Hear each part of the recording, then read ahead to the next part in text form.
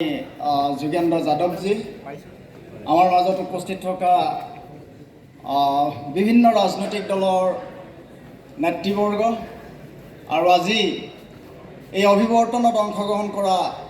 সমগ্ৰ ৰাজ্যখনৰ পৰাই অহা বিভিন্ন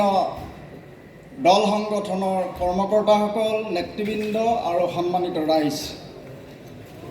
জয়তে মই আপোনালোক সকলোকে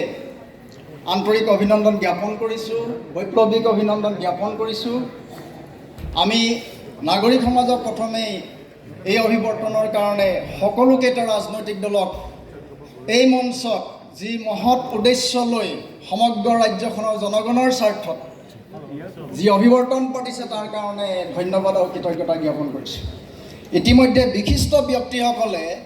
যথেষ্ট গুৰুত্বপূৰ্ণ গোটেইবিলাক কথা আলোচনা কৰিছে। মই কেৱল ক'ব বিচাৰিছোঁ, 3 মিনিট সময় যিহেতু দিছে, যে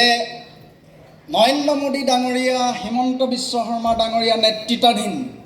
যি বিজেপি RSSৰ যি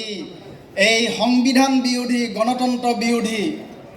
আমাৰ দেশ বিৰোধী বা কৃষক, শ্ৰমিক, যুৱ, ছাত্ৰ, মহিলা, সংখ্যালঘু বিৰোধী যিবিলাক কাম কাজ কৰি আছে, এই কাম কাজৰ প্ৰতিহত কৰিবৰ কাৰণে যি আগন্তুক নিৰ্বাচন আহিছে বিধানসভাৰ, এই নিৰ্বাচনত আমি সকলোৱে ইয়াত থকা উপলব্ধি কৰিছোঁ মৰ্মে যে আমি সকলো বিৰোধী ৰাজনৈতিক দল ঐক্যবদ্ধ হ'ব নোৱাৰিলে ইয়াক আমি প্ৰতিহত কৰিব নোৱাৰিম। এই বাস্তৱ কথাটো সকলোৱে উপলব্ধি কৰি আচলতে আমি আজিৰ পৰা আলোচনা কৰিব লাগে কি ধৰণৰ কৌশল অৱলম্বন কৰি আমাৰ এই উদ্দেশ্যত আমি উপনীত হ'ব পাৰিম, আমাৰ ৰাজ্যখনৰ জনগণক আমি ৰক্ষা কৰিব পাৰিম, এইটোৱেই মূল বিষয়। গতিকে 2 মিনিটত, 1 মিনিটটো গৈছে চাগে, 2 মিনিটত মই আমাৰ ফালৰ পৰা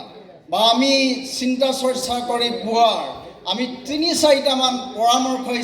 হিচাপে আপোনালোকৰ সন্মুখত দাঙি ধৰিব বিচাৰিছোঁ। মই প্ৰথমেই ক'ব বিচাৰিছোঁ যে আমি নীতিগত বিকল্পৰ ভিত্তিত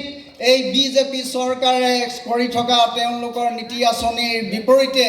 এক বিকল্প কৰ্মসূচী বা আঁচনি তৈয়াৰ কৰি